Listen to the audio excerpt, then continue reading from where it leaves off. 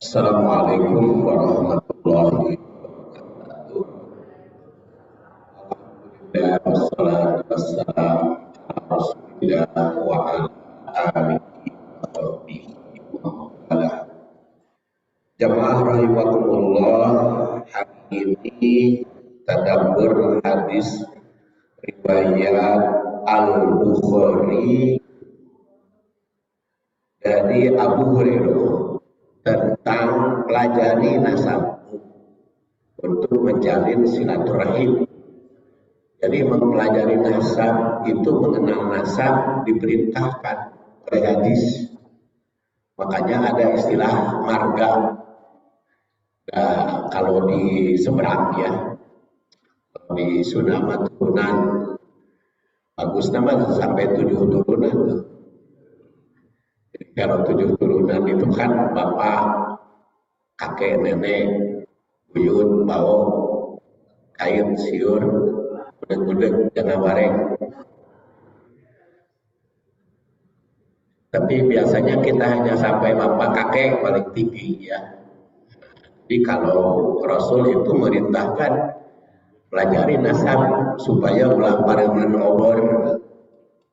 Hadisnya dari Abu Hurairah yang 457 Hijriah, diriwayatkan oleh At-Tirmidzi atau dikenal dengan Abu Isa. Nama aslinya siapa? At-Tirmidzi. Karena Tirmidzi itu kampung. Nama aslinya Muhammad.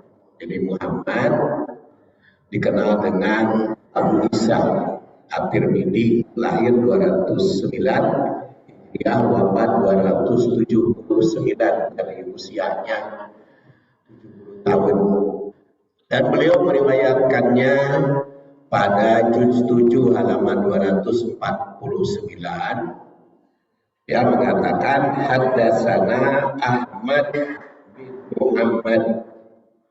Jadi menerimanya dari Ahmad, putra Muhammad. Akhbarona Abdullah bin Mubarak an Abdul Malik bin Isa As-Saqafi an Yazid Maula Munba'is an Abi Hurairah anin Nabi sallallahu alaihi wasallam qala, Rasul bersabda, ta'allamu, belajarlah. Jadi ta'allamu itu bisa belajar, bisa juga pelajari. Min ansabikum, dari keturunanmu, pakai min. So, kalau tidak pakai min harus semua pelajari, hanya pakai min, sebagian dari nasabmu.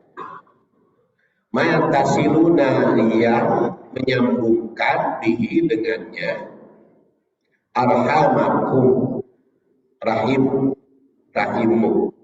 Jadi yang menimbulkan jalinan silaturahim. Makanya judulnya juga pelajari nasab dan jalin silaturahim, khususnya yang kita kaji dari sudut keluarga ya. Fa inna silaturahim, karena silaturahim itu mahabbah til ahl, akan menimbulkan kecintaan di dalam keluarga. Masratil mal, dan menyebarluaskan dalam harta. Dan mansya'atil asar, memanjangkan usia. Kata Abu Isa, yaitu Muhammad At-Tirmidzi, ada hadisun gharibun min hadzal wajhi. Hadis ini gharib, tidak begitu populer dari wajah ini. Jadi kalau Imam Tirmidzi itu kan berkembang ya penilaian hadis itu. Jadi kalau di zaman Rasul, ilmu hadis itu yang mempelajari mana hadis benar, mana hadis tidak. Hadis ini benar atau tidak, ya, dicek itu kalau di zaman Rasul. Jadi kalau di zaman para sahabat, mana yang bisa dipakai, mana yang tidak. Tapi kalau zaman Imam Bukhari, Muslim, mana sahih, mana dhaif, yang sahih dikumpulkan, yang dhaif dipijit. Tapi kalau zaman Abu Dawud, hadis hasan, sahih. Ada hadis sahih, ada hadis hasan, ada hadis dhaif. Kalau zaman At-Tirmidzi ada tambahan, ada hadis sahih, ada hasan sahih, ada gharib, hasan gharib, dan lain sebagainya. Dan selanjutnya berkembang. Itu ilmu hadis. Ya, terjemahnya sudah tadi. Perbandingan matannya. Jadi dalam tausik ada perbandingan matan. Dari 7 muhadis populer yang kita kutip, hanya 2 ulama yang meriwayatkan hadis ini, yaitu Ahmad dan At-Tirmidzi. Sedangkan Imam Bukhari, Muslim, Abu Dawud, Ibnu Majah, dan An-Nasai tidak meriwayatkan hadis ini. Sedangkan 2 ulama yang meriwayatkan hadis ini bisa kita lihat di dalam tabelnya. Kalau di dalam riwayat Ahmad yang lahir 164, wafat 241, bunyinya ta'allamu min ansabikum ma tasiluna bihi ahkamakum fa inna silaturrahim mahabbatun fil ahli masaratun fil mal mansya'atun fi asarihi. Jadi kalau Imam Ahmad mah mansya'atun fi asarihi, jadi pakai ini ya. Kalau Imam Tirmidzi mansya'atun fil asar. Jadi kalau ini bedanya, kalau fi asarihi itu kepada yang menjalin silaturahim, yang mempelajari nasab dan menjalin silaturahim, usianya itu. Tapi kalau fil asar bisa pengertian umum. Makanya di sini masratun fil mal, mansya'atun fil asar. Tapi kalau di dalam filma sama Imam Ahmad juga fil mal. Di sini juga dalam Imam Tirmidzi fil mal. Perbandingan matan. Jadi macam redaksi memperhatikan tabel tadi, tampak bahwa 2 rawi hadis itu menggunakan redaksi yang sama tapi ujungnya berbeda. Dan mata rantai sanadnya, kalau Imam Ahmad dari Ibrahim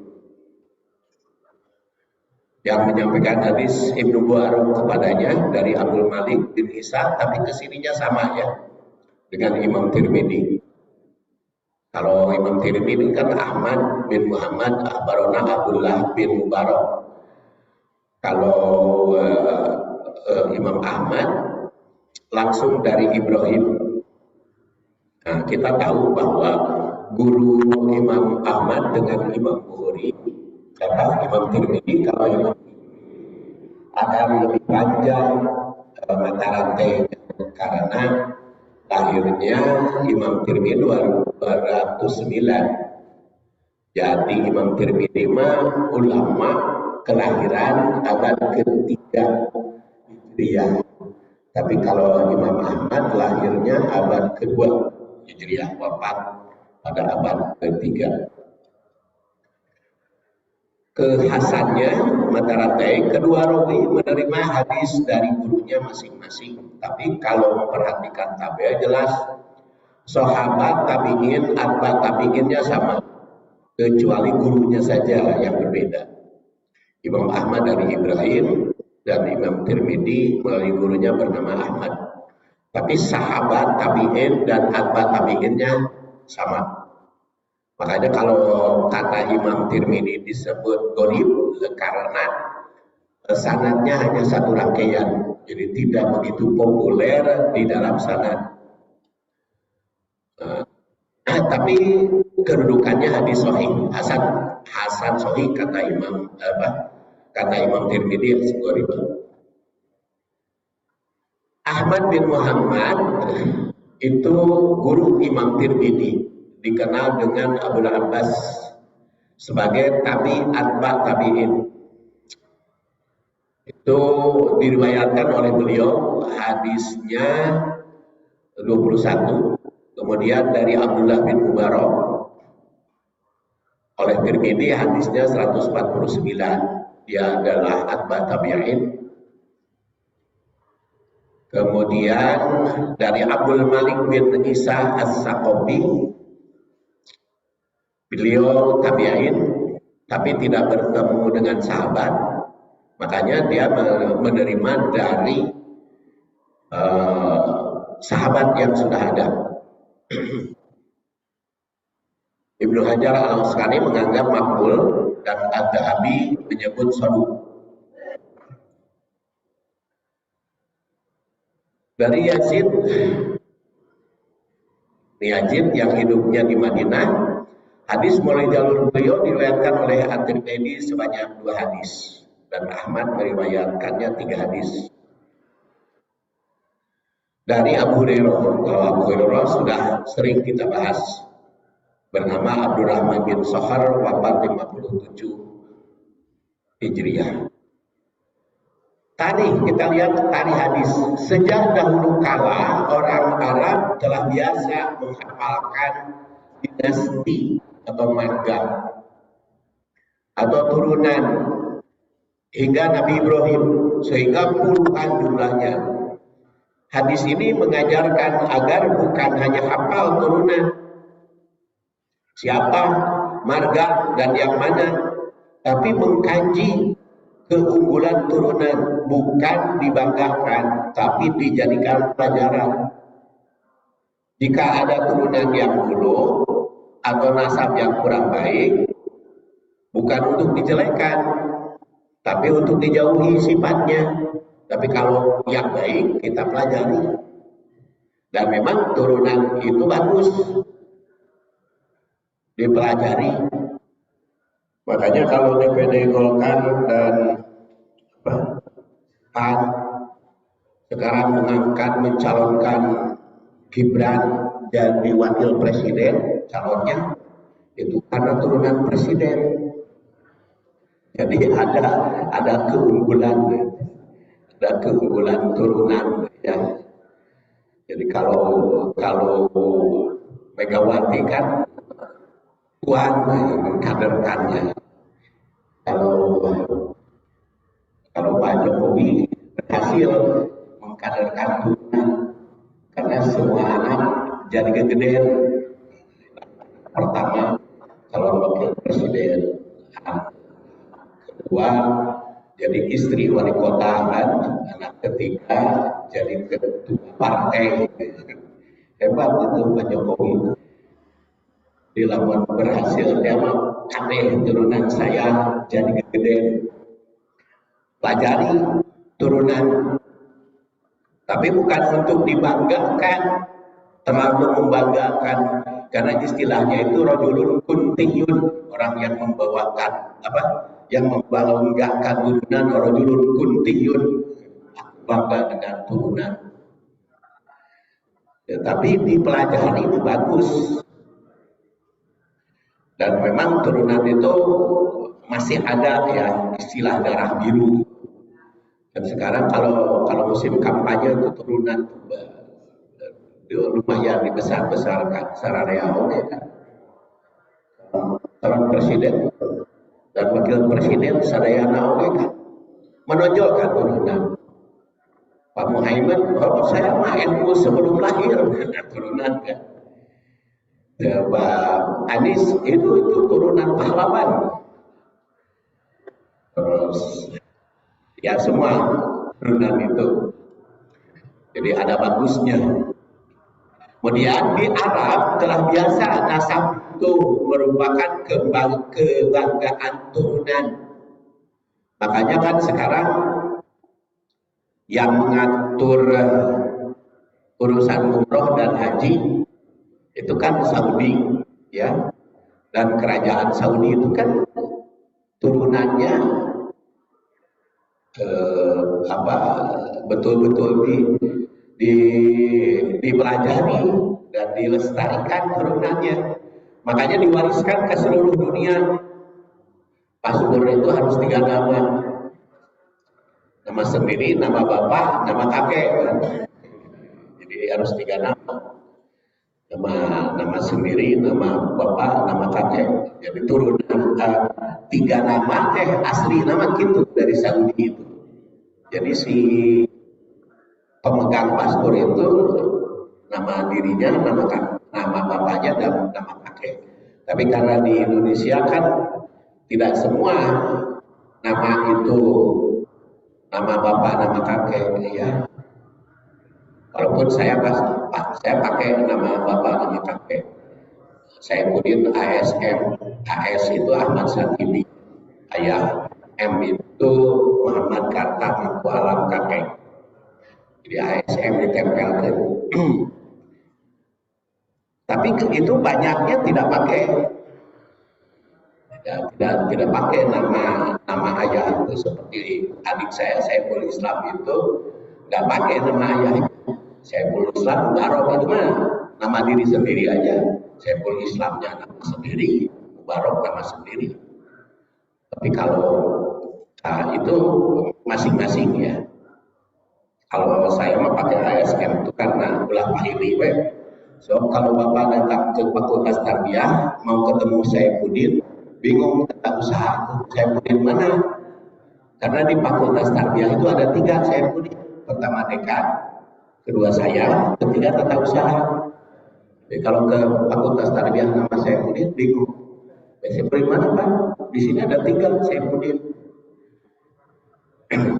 Jadi itu makanya penting nama itu lengkap supaya tidak salah. Ya lumayan lah kalau bagi rezeki datangnya. Tapi kalau nanti kan bingung.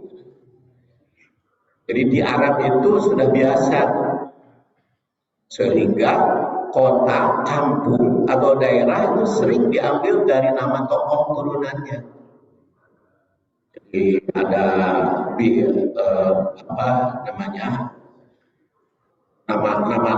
nama kota itu kampung Faisal itu nama orang tokoh. Ada Bani Sulaim, Bani Salim itu nama.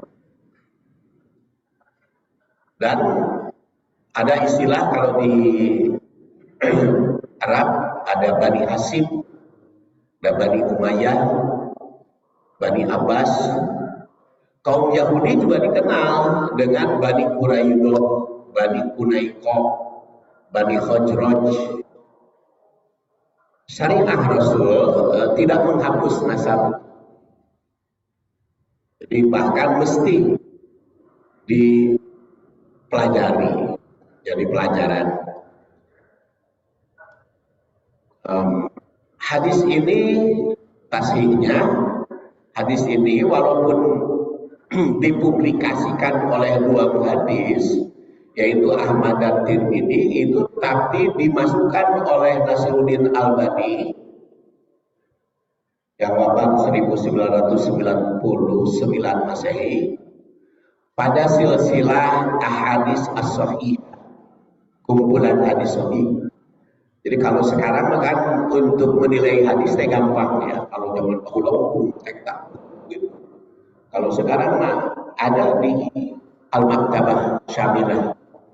Minimal sudah sudah diteliti oleh Nasiruddin Albani. Dulu-dulunya banyak, ada Ibnu Hajar Al-Asqalani yang 852 Hijriah, sejak dahulu sudah ada penyeleksian atau mana yang sahih, mana yang dhaif. Tapi semakin kesini kan semakin berkembang secara ilmu hadis itu. Makanya di UIN itu di fakultas jurusan hadis, dia ada jurusan hadis. Di situ ada salah satu materi pelajaran namanya sejarah ilmu hadis. Jadi kalau dulu zaman Hasbi Asidiki sejarah perkembangan hadis, nah sekarang di UIN itu ada pelajaran sejarah ulumul hadis. Jadi, ilmu hadisnya dipelajari, dikaji. Jadi semakin kesini semakin berkembang. Baheula lagi sudah ada ilmu hadisnya, cuman metodenya semakin kesini semakin berkembang. Dan saya juga menggunakan metode tadabbur hadis tahun yang lalu 7 tahun ya. Tapi tahun sekarang 9 tahun ada tambahan. Jadi hadis ini sebagai gharib kata Imam Tirmidzi, tetapi populer ternyata ya di zaman Tirmidzi, zaman Imam Tirmidzi ya di gharib. Tapi kalau setelah Imam Tirmidzi ternyata hadis ini populer karena diriwayatkan pula oleh At-Tabarani yang lahirnya setelah Imam Tirmidzi wafat karena tahun 260. Hidupnya ya. Kemudian juga Al-Hakim, kemudian juga Al-Baihaqi. Jadi kata Muhammad Al-Hakim, hadis ini derajatnya sama dengan Muslim. Jadi hadis ini termasuk hadis sahih kata Imam Hakim. Sekarang kita lihat ke tahlil syarah. Tahlil ya, bukan tahlil. Ada istilah tahlil, ada tahlil. Kalau tahlil mah menyelah-nyelah.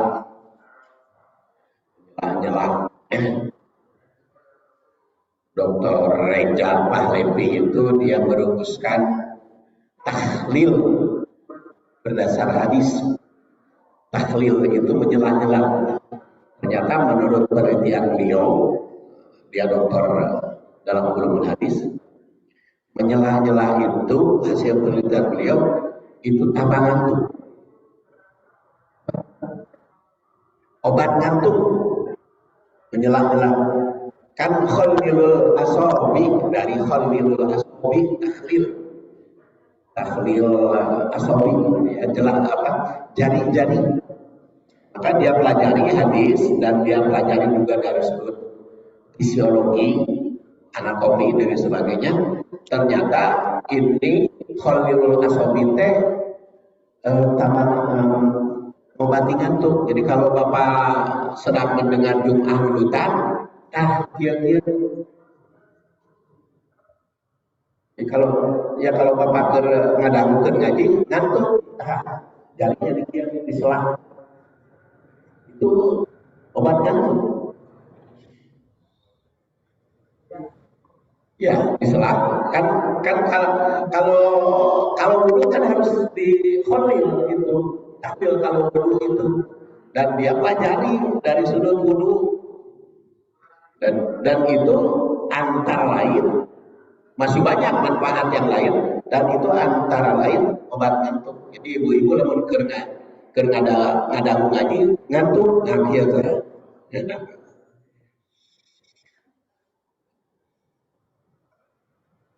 Bengkolnya dari mana tadi? Tahlil. Kalau yang kita ambil sekarang tahlil. Kalau tahlil mah uraian. Tahlil sarah uraian. Uraian hadis ya, karena kan saya rumusannya 9 tahun. Ta'allamu min ansabikum. Perkataan ta'allamu itu bisa dimaknai belajarlah. Bisa juga bermakna pelajari. Jika dimaknai belajarlah, maka gurunya ansab. Jadi kalau ta'allamu min ansabikum, belajarlah dari nasab, dari turunan, maka gurunya turunan. Jadi kita harus belajar dari turunan ke atas seperti bapak, kakek, paman maupun kerabat lainnya. Sebagaimana dikutip oleh Al-Mubarakpuri itu dalam Tuhfatul Ahmadi kitabnya. Jadi turunan pelajari itu belajarlah dari turunan turunan itu pakai terus ke atas bapak terus ke atas atau ke bawah juga sekarang perlu ke, ke bawah juga. Sebab kadang-kadang ke bawah juga lebih tinggi kan. Seperti saya sendiri ke bawah lebih tinggi. Anak bungsu saya sudah mengeluarkan doktor berapa biji. Jadi promotor kan di ITB-nya. Jadi bukan hanya membimbing, kalau dokter itu kan mempromosikan, jadi menjadikan mahasiswanya jadi dokter berapa biji. Anak saya jadi ke anak juga kita harus belajar dalam hal tertentu. Jadi kalau dalam bidang teknik fisika ya anak saya lebih pintar jelas dari bapaknya. Jadi itu perlu. Jadi kadang-kadang kita kan kalau ke bawah mah anak. Jadi anak teh biasanya kurang mah dianggap bawahan, padahal ada anak yang lebih tinggi. Itu namanya istilahnya kata Imam Ghazali rajulun sabikun. Jadi anak derajatnya, ilmunya atau kedudukannya atau itu lebih tinggi dari orang tua. Dan jika diartikan pelajari, maka objek yang dipelajari adalah nasab. Nasab itu jadi objek pelajaran.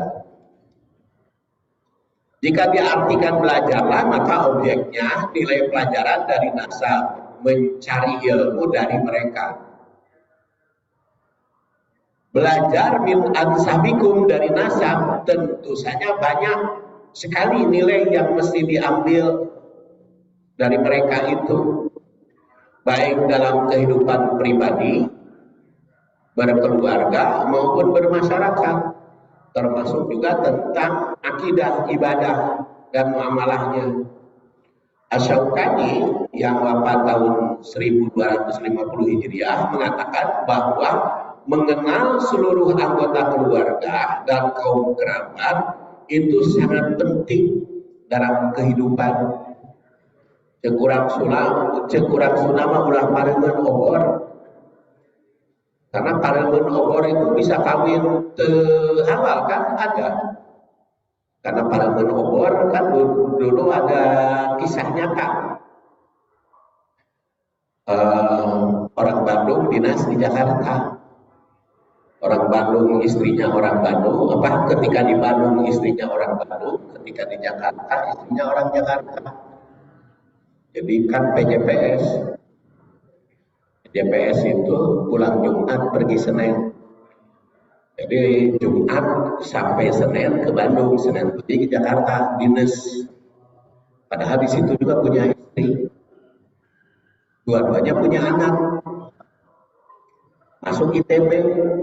Anak di Bandung masuk ITB, istri di Bandung juga anaknya masuk ITB. Laki-laki dan perempuan bobogohan di ITB. Terus kawin. Lama-lama kelamaan kapagi. Eta teh saeung sa bapak. Kata kumaha ya akhirnya kan nikah. Itu gara-gara pareungeun obor itu bisa terjadi demikian. Dan itu pengalaman tahun berapa itu 80-an ya, pembatalan pernikahan oleh pengadilan. Jadi supaya ulah pareungeun obor, makanya di sini dikatakan bahkan ada menjadi hukum adat ya. Ada yang menjadi hukum adat. Kalau orang Jawa itu menurut hukum adat baheula, tapi sekarang sudah berkembang ya. Sampai ketika saya menikahkan saudara sepupu, aduh rumitnya karena anak saya saudara sepupu saya laki-laki, istrinya calon istrinya orang Jawa, temenang cenah hukum Jawa kawin laki-laki nasunah awewena Jawa. Yang boleh itu laki-lakinya Jawa, awewena Sunda. Ini dibalik, jadi saudara sepupu saya laki-laki, orang Sunda, bogohan ke orang Jawa.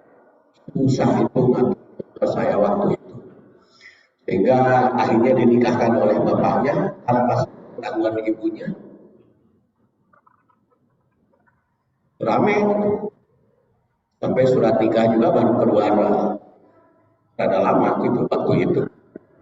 Itu jadi hukum adat kadang-kadang Sunda itu. Kalau dalam Islam, kalau turunan mah ada yang tidak boleh turunan itu kan ada nasab itu bisa 21-22.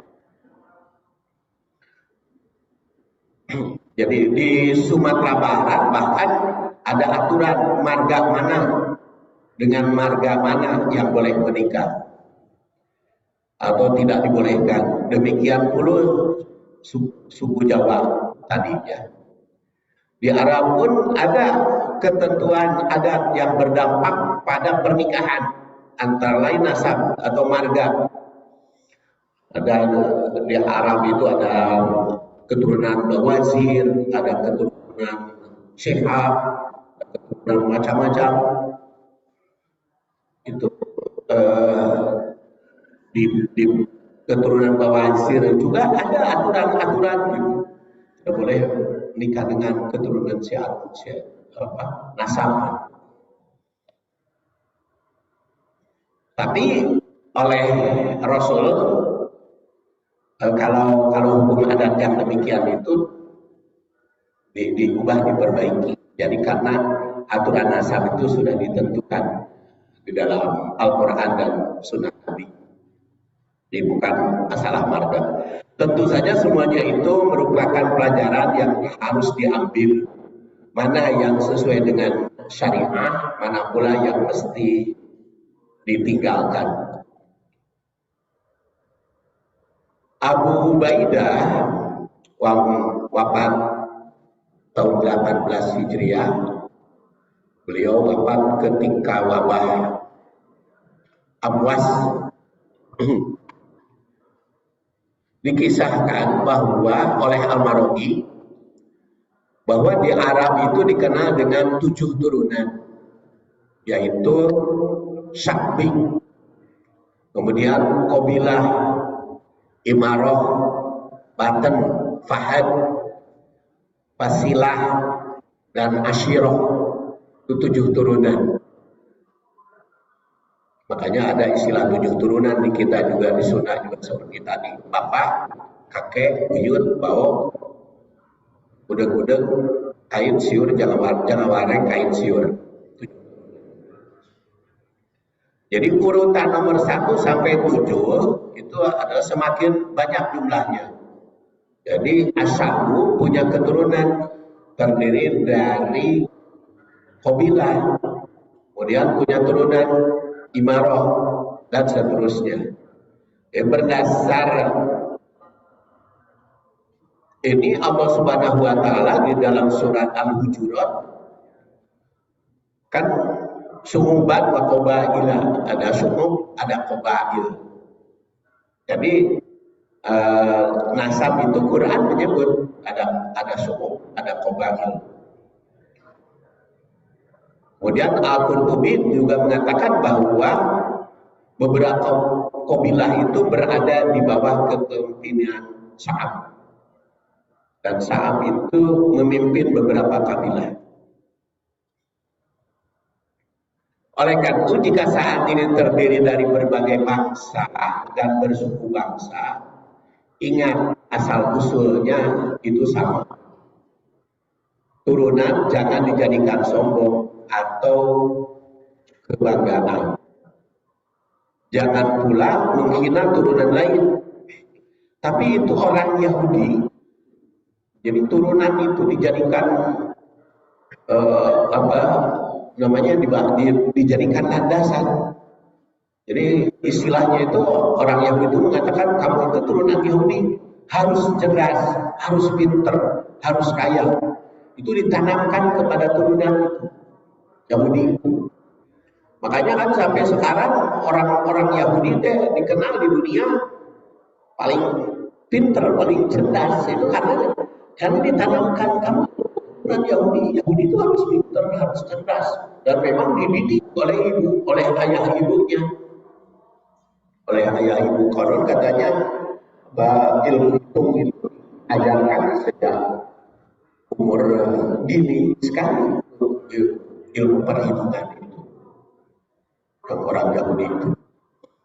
Nah, sampai sekarang Yahudi itu berani berperang di Israel dengan Hamas di Palestina itu dari turunan,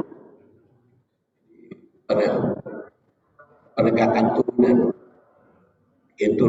Tapi jangan dijadikan peperangan. Justru di dalam Al-Quran itu dikatakan kan, sumban bako abah ilah, harus mengenal diri, harus saling mengenal, saling mengenali. Karena menghina turunan, menyepelekan turunan yang lain itu merupakan adat jahiliyah. Hadisnya kalau tidak salah sudah dibahas ini, kalau belum mungkin nanti kita lihat ya di data apakah di Baitur Rahim hadis ini sudah dibahas atau belum. Arba'un min ummati min amril jahiliyah la yaqra'unahunna al-fakhru fil ahsab wa ta'nu fil ansab wal istisqa bin nujum wan niyahah. 4 perkara di kalangan umatku, padahal termasuk perkara jahiliyah yang mereka tidak meninggalkannya, padahal seharusnya meninggalkan, yaitu membangga-banggakan turunan atau ras dan menghina turunan pihak lain, kemudian minta hujan dengan bintang-bintang dan meratapi mayit nyaha. Hadis ini mengecam keras jahiliyah yang masih dipelihara di kalangan umat, yaitu berbangga-bangga dengan turunan. Tapi kalau kebanggaannya itu bukan disombongkan, tetapi tertanam. Banyak kamu itu turunan harus begini, harus bagus, harus dijadikan pelajaran. Tapi kalau membanggakan, menyombongkan, boleh. Kemudian mencela turunan yang lain. Kemudian cari hujan, cari rezeki dengan perbintangan. Ya, kalau sekarang musim kemarau, ada di kalangan umat itu yang ingin hujan dengan perbintangan, dengan perdukunan, kayak nama dia kucing dan sebagainya. Itu adat jahiliyah. Dan meratapi mayit. Jadi 4 hal tersebut merupakan adat jahiliyah. Keterkaitan dengan turunan, karena membangga-banggakan turunan atau nasab itu bukan untuk menyombongkan diri atau menghina nasab yang lain, karena itu telah atau melecehkan minta rezeki dengan perbintangan, karena berkaitan dengan kelahiran seorang itu oleh turunannya, maka meratap karena bersedih dengan kematian dan turunan, semua itu mesti dihapus dari kalangan umat. Jadi mengambil pelajaran dari nasab atau turunan adalah diperintah, tapi bukan dilakukan seperti jahiliyah tadi. Di kalangan ulama berbeda paham tentang nasab itu. Apakah hanya yang berkaitan dengan pihak laki-laki atau ayah, kakek dan seterusnya, atau termasuk kaitan dengan ibu. Namun kalau memperhatikan Arab, sudah terjadi kebiasaan bahwa bani atau nasab itu jalur laki-laki, seperti Bani Hashim, Bani Abbas, Bani Umayyah, Bani Salim, semua jalur laki-laki, sehingga tidak dikenal dengan Bani Muhammad, karena beliau tidak punya keturunan laki-laki. Maka keturunan Rasul itu kan tidak dikenal dengan Bani Muhammad, tapi itu Bani Hashim ya. Nah, sekarang bagaimana Habaib ya? Habaib ya itu kan keturunan Siti Fatimah. Dan dikenal ada Habaib itu kalau jalur ayah, kalau Syarif itu jalur ibu. Sehingga tidak dikenal dengan Bani Muhammad karena beliau tidak punya keturunan dari jalur laki-laki. Turunan Rasul hanya dari satu putrinya yang bernama Fatimah. Walau banyak ulama yang berpendapat bahwa keturunan Rasul itu walau dari jalur anak perempuan punya kekhususan sehingga dikenal dengan Habib atau Habaib. Ya kita maklum nih. Maka sampai sekarang Habaib itu lebih dikenal di ASEAN, di Indonesia ya. Kalau di Saudi Arabia istilahnya nggak ada. Tapi keturunan Siti Fatimah, keturunan Rasul, penghormatan tetap ada di Saudi juga. Dalam pertanahan dan sebagainya tetap dihormati. Seorang pendidik atau orang tua mempunyai peranan penting mengenalkan nasab. Bagaimana mungkin anak atau keturunan mengetahui nasabnya tanpa bantuan orang tua? Makanya tidak boleh mengganti turunan. Seperti Rasul kan pernah saking sayangnya kepada Zaid bin Harisah, maka beliau sebut Zaid bin Muhammad dan itu ditegur oleh surat Al-Ahzab. Maka dikembalikan Zaid bin Harisah. Menghilangkan turunan. Jadi kalau bapak-bapak, ibu-ibu tidak punya anak lalu mengangkat anak orang, ya nasabnya tetap hidung bapaknya. Jangan dinasabkan ke bapaknya. Sebab jeung bapaknya mah tetap boleh dinikahkan ke bapaknya, ke bapak angkat. Perempuan. Kalimat yang menjadi pangkal hadis ini mengandung makna ambil pelajaran dari nasab. Ta'allamu min ansabikum itu. Pelajari nasab, mana yang baik diikuti, diubah menjadi lebih baik, yang buruk ditinggalkan. Ya, nasab itu mesti dikenal turunan. Tidak tahu betul turunan siapa yang berkaitan dengan waris, itu kan harus hafal turunan. Pernikahan, hubungan sesama nasab, dan itu kan istilah. Makanya kalau di dalam pembagian waris itu harus hati-hati istilahnya. So, kadang-kadang ada yang bertanya, ini punya saudara, tahu-tahu saudara saudara bukan saudara almarhum, tapi saudara dia. Makanya kalau pembagian waris itu harus teliti tentang turunan dan istilahnya. Istilah itu orang Sunda dengan orang Jawa kan beda, saudara tiri. Cek orang Sunda mah saudara tiri teh adalah anak bapak ti istri baheula jeung anak ibu ti suami baheula kawin. Nah, itu saudara tiri teh anaknya. Tapi kalau di Jawa kan saudara tiri teh beda ibu itu disebut saudara tiri. Walaupun bukan, kan kalau saudara tiri mah beda ibu beda bapak, harus saudara tiri. Nah, beda ibu saja disebut saudara tiri. Itu sering terbalik. Sebab kalau beda ibu beda bapak mah disebutnya saudara sambung kan. Itu istilahnya. Istilah.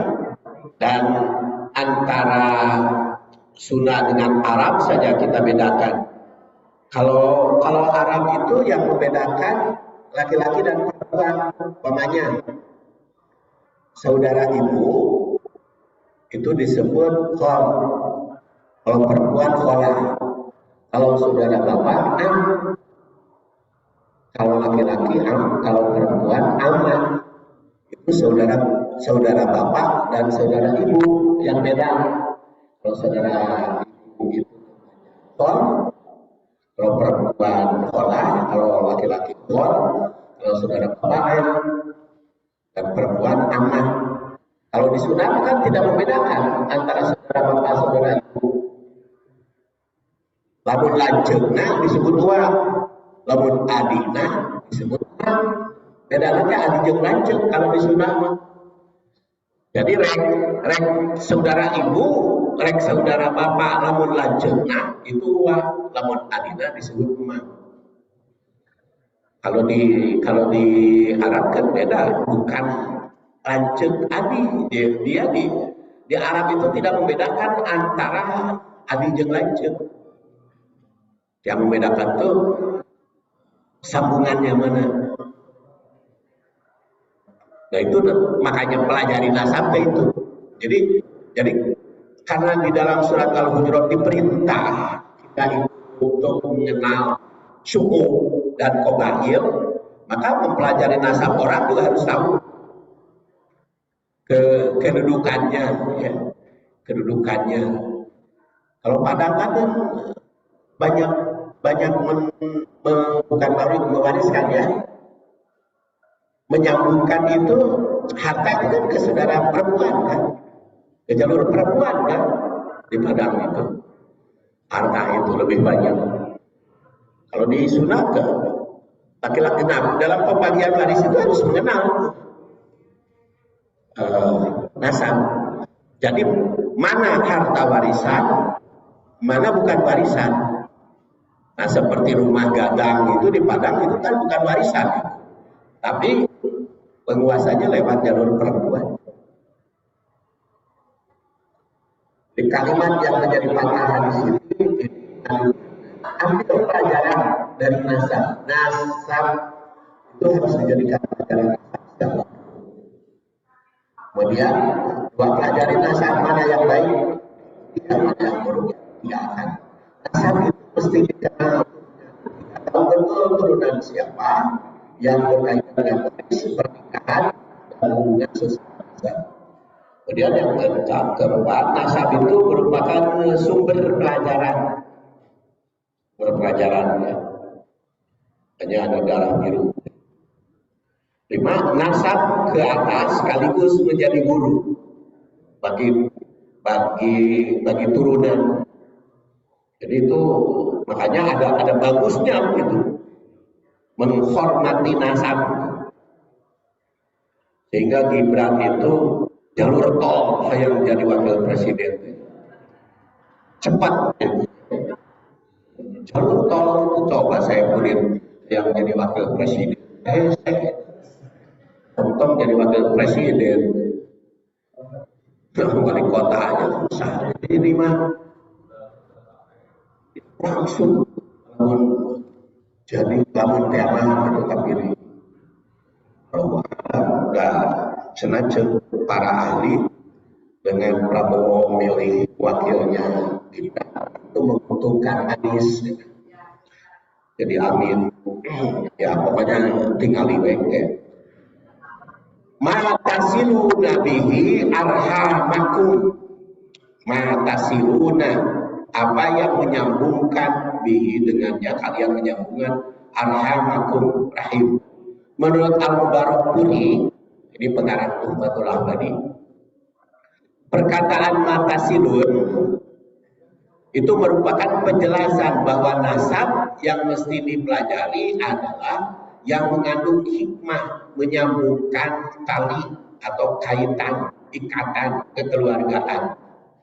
Jalinan silaturahim tidak boleh terbatas hanya oleh orang tua, ibu bapak belakang, tapi seluruh nasab yang cukup luas. Menurut Asy-Syaukani yang wafat 1250, kalimat ini bisa menjadi batasan bahwa nasab yang dipelajari itu adalah tasiluna bihi, yang menyambungkan arhamakum. Arhamakum itu bisa kasih sayang, bisa persaudaraan. Karena kasih sayang dengan persaudaraan itu bersambungan. Arham itu kan kalau dari sudut fisik ya, berasal dari rahim, punya ibu. Rahim itu punya ibu, dan rahim itu memang penting ya dari ibu, makanya mengingatkan kita arhamakum itu silaturahim yang bukan. Jadi silaturahim itu apa? Dua makna, kekeluargaan dan kasih sayang. Dan kekeluargaan itu karena dari rahim ibu. Dan bagi ibu itu kan rahim itu selalu ingat kermudama rahim, keturunan kedua dan rahim. Makanya ada penyakit yang berat untuk ibu adalah turun peranakan. Turun peranakan kan, sehingga ada dokter SPOG Obgyn itu ngurus dalam bidang kandungan. Ada pemijat angsur ke rahim, ada operasi rahim dan lain sebagainya. Bahkan sekarang itu ada namanya ring rahim. Di ibu-ibu yang rahimnya turun itu bisa dipasang ring sekarang. Ada yang dipasang ring, ada juga yang dioperasi.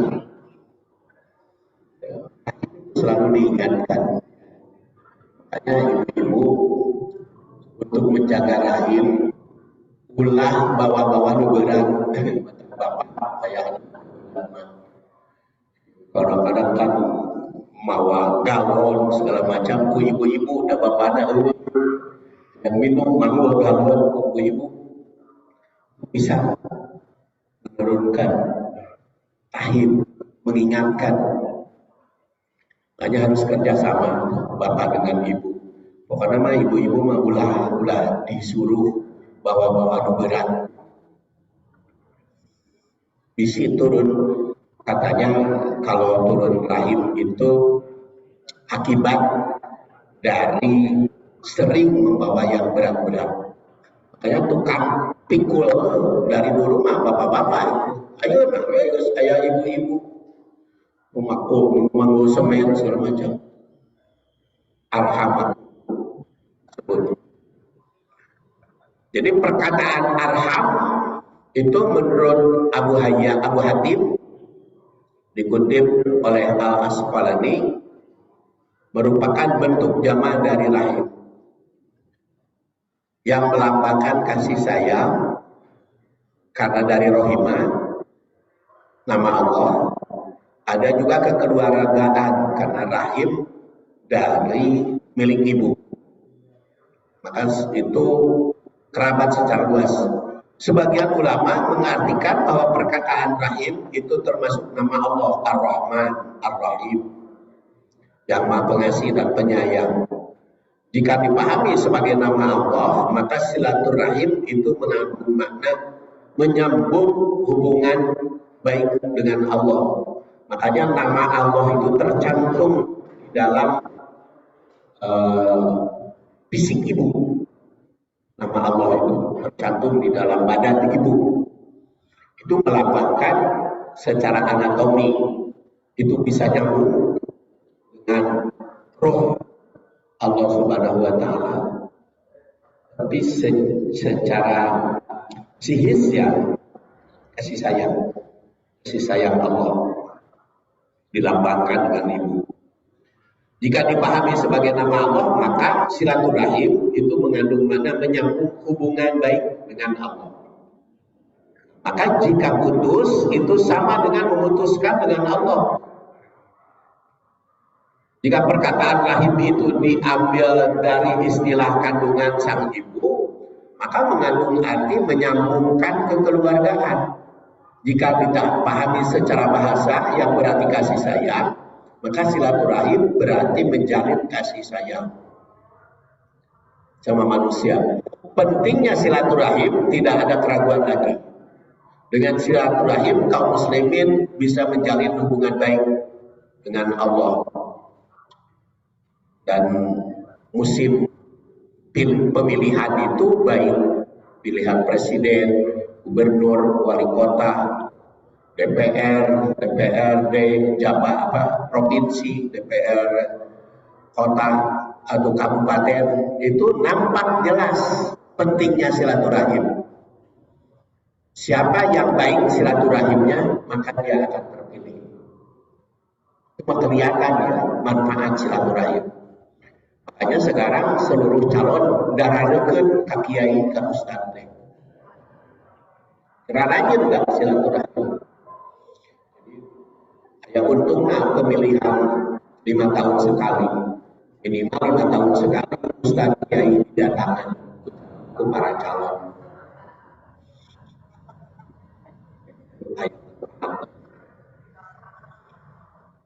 Jadi pentingnya silaturahim kelihatan sekali ya kalau di dalam politik. Dalam bidang harta jelas, dalam bidang harta jelas silaturahim itu manfaat. Pentingnya silaturahim tidak ada keraguan lagi sampai sekarang oleh kita semua. Makanya di Indonesia ada acara khusus silaturahim. Pada itu Aisyah yang wafat 57 Hijriah meriwayatkan bahwa Rasul bersabda, Ar-Rahim mu'allaqah bil arsy taqulu man wasolani wasolahullah wa man qata'ani qata'ahullah. Sabda Rasul, Rahim itu terkait dengan aras. Makanya seperti tadi saya katakan, Rahim itu bisa secara anatomi, yaitu yang ada di ibu, yang itu sangat penting. Bukan hanya waktu dulu masih subur, sudah menopause juga, sudah tua, rahim itu jadi perbincangan. Jadi kalau bapak-bapak nganter ibu ke dokter SPOD, ya, di situ akan ketemu dengan orang yang muda, orang yang pertengahan, orang yang tua, kan? Ketemu itu yang muda itu kan ada urusan rahim, hamil, mengandung. Yang pertengahan karena ada yang terganggu rahimnya, yang sudah menopause karena ada yang turun dan sebagainya. Rahim urusan spesialis ogin. Karena mu'allaqah bil arsy itu terkait dengan arsy Allah. Demikian sabda Rasul. Man wasolani wasolahullah. Makanya yang menyambungkan silaturahim, Allah akan menyambungkannya. Dan yang memutus, maka Allah akan memutus. Jadi hadis ini memberikan penjelasan rahim itu kasih sayang terpaut dengan aras Allah. Dua, barang siapa yang menjalin kasih sayang silaturahim sesama manusia, maka tersambung dengan aras. Kemudian yang ketiga, mengancam orang yang tidak mau menjalin silaturahim itu sesama manusia, maka putus hubungan dengan Allah Subhanahu wa Ta'ala. 4. Mengandung perintah jika ingin bersambung dengan aras Allah, maka jangan terputus silaturahim, jaga silaturahim. 5. Jangan putuskan silaturahim sebab akan memutuskan hubungan dengan Allah. Jadi hubungan dengan Allah itu terkait dengan hubungan kita sesama. Oleh karena itu Ibnu Abbas yang wafat 68 Hijriah menyarankan ittaqul arham wasiluha, jaga silaturahim, kasih sayang. Fa inna silaturahim mahabbah fil ahl. Silaturahim itu dapat membawa kecintaan dalam keluarga. Kalimat ini menunjukkan hikmah silaturahim yang sangat penting, yaitu mahabbah fil ahl, semakin meningkatkan kecintaan sesama keluarga. Menurut Al-Mubarakfuri, silaturahim itu menumbuhkan kecintaan, menjadi sebab saling mencintai sesama keluarga. Diharapkan pula jalinan silaturahim yang muncul dari mempelajari turunan itu yang menumbuhkan kecintaan sesama anggota keluarga. Kecintaan pada anggota keluarga itu penting peranannya dalam menjaga keharmonisan. Makanya harus ada reuni teh, bukan hanya teman sekolah, tapi reuni keluarga. Jadi reuni keluarga itu tetap harus supaya saling mengenal. Dan ternyata kalau reuni keluarga itu kan kadang-kadang kita tidak tahu sesama turunan teh begitu muncul saling perkenalan, ternyata peranannya punya kehebatan masing-masing di dalam keluarga. Saling mencintai dalam keluarga itu mewariskan kesehatan lahir batin karena membuat rasa gembira ketika berjumpa. Kedua, menurunkan tingkat stres itu bisa turun karena bisa komunikasi secara lepas dan bebas.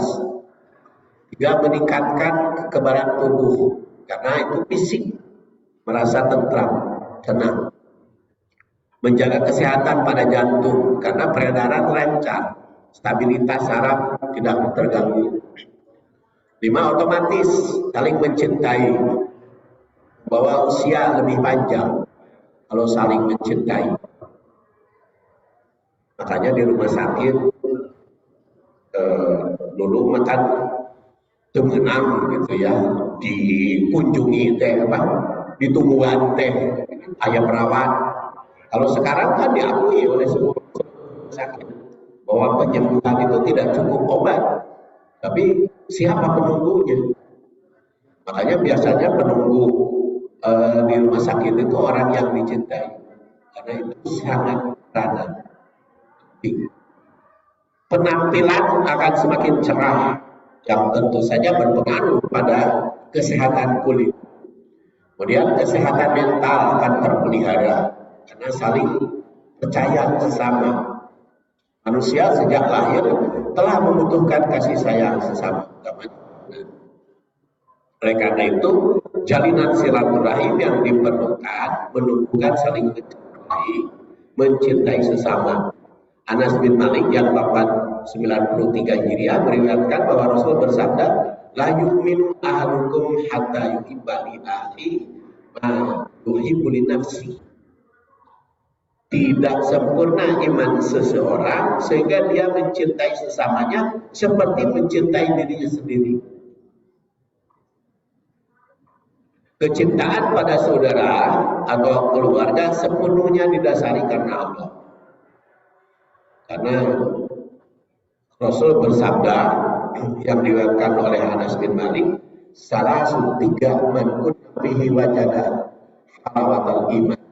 3 hal, kalau dia berada pada 3 hal itu, maka akan mendapatkan nikmatnya iman. Itu ayyakunallah wa rasuluh ahabba ilaihi mimma siwahuma. Kecintaan kepada Allah dan Rasul melebihi yang lain. Kemudian yuhibbul mar'ula yuhibbu illa billah, cinta sesama bukan kecintaannya kecuali karena Allah. Dan wa ayyakrahu ayyauda fil kufri, takutnya kekufuran. Kama yakrahu ayyauda finnar, akan dimasukkan ke neraka. Isyarat mencintai saudara berdasar hadis ini tidak melebihi cinta pada Allah. Tentu Allah dan Rasulnya harus yang utama. Cinta pada suami jangan melebihi cinta kepada Allah. Suami cinta pada istri begitu jangan melebihi kepada Allah. Kecintaan kepada sesama hanya karena Allah. 3, benci pada kekufuran seperti takutnya masuk neraka. Kemudian cinta kepada Allah, kepada Rasul, cinta kepada sesama keluarga disertai benci kufur. Kemudian selalu jauh dari kekufuran. Cinta kepada sesama mesti menjadikan sikap dan ucap, dan itu jelas. Wa'lamu anna fikum Rasulullah law yuti'ukum fi katsiri minal amri la'anittum. Dan itu konsepnya adalah ihsan, ya. Ayat ini mengisyaratkan walau jasad Rasul sudah wafat, karena ihsan merasa ada. Ihsan kan begitu. Ihsan kepada Allah, kita ibadah kepada Allah seakan-akan kita mencinta melihatnya, dan kalau tidak melihat, Allah melihat kita, jadi merasa ada di samping kita. Kemudian masrotun fil mal, silaturahim itu memperbanyak harta. Dan di dalam hadis lain dikatakan man sarrahu ayyunsato alaihi rizquhu aw yunsa'a fi asarihi falyasil rahimah. Barang siapa yang menginginkan tersebarnya banyak rezeki dan panjang usia, maka jalin silaturahim. Hadis riwayat Muslim. Mansal dan mansaatun fil asar, memanjakan usia. Di sini dikatakan mansaatun fil asar, kata Imam Tirmidzi, adalah azyadah fil umur, bertambah umur. Dan khiyarukum atwalukum a'maran wa ahsanukum akhlaqan, sebaik-baik kamu adalah yang panjang usia dan akhlaknya baik. Jadi panjang usia itu akan lebih baik.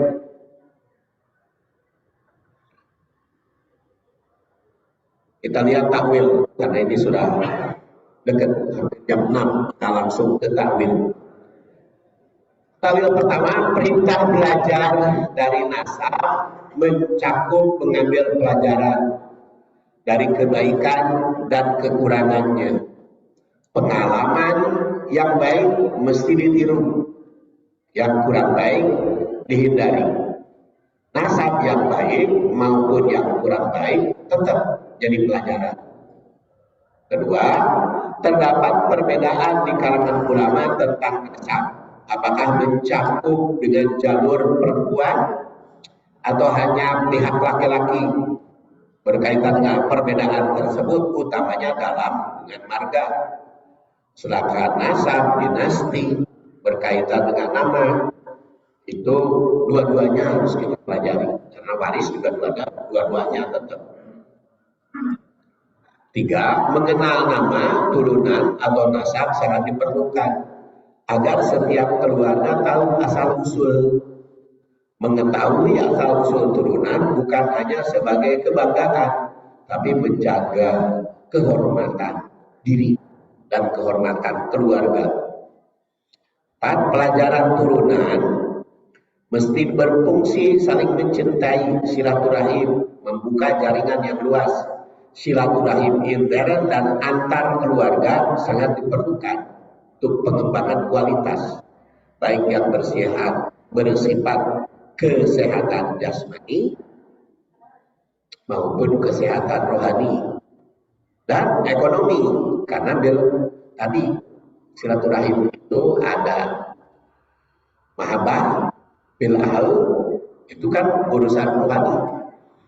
Ada mansa'ah fil asar, perpanjang usia, dan ada juga masroh fil mal, ekonomi.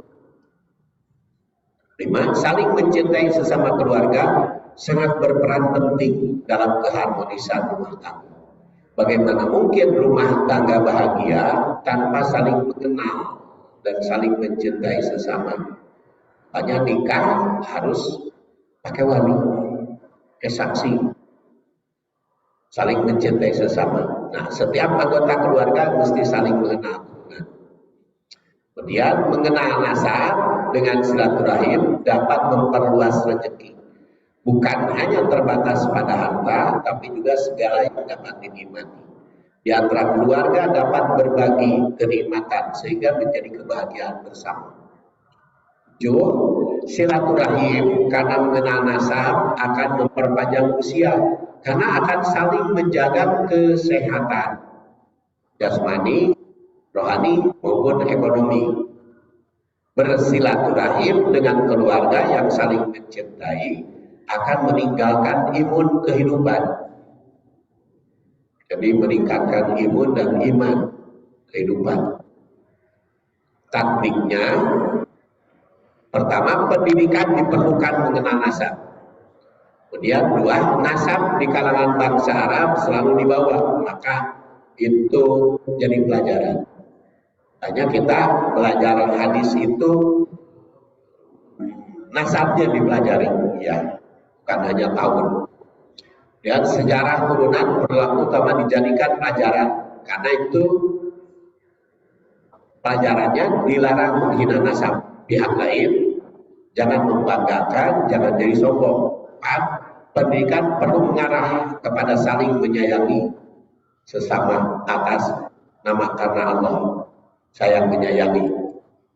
Dan silaturahim intern dan antar nasab mesti mengembangkan rezeki, memanjang usia. Panjang usia dan banyak rezeki perlu diperluas. Artinya pendidikan perlu mengarah pada penjagaan tersebut. Itulah bapak-bapak dan ibu-ibu, kalau ada pertanyaan masih ada 7 menit. Kita akhiri dulu. Subhanakallahumma bihamdik, asyhadu an la ilaha illa anta, astaghfiruka wa atubu ilaik.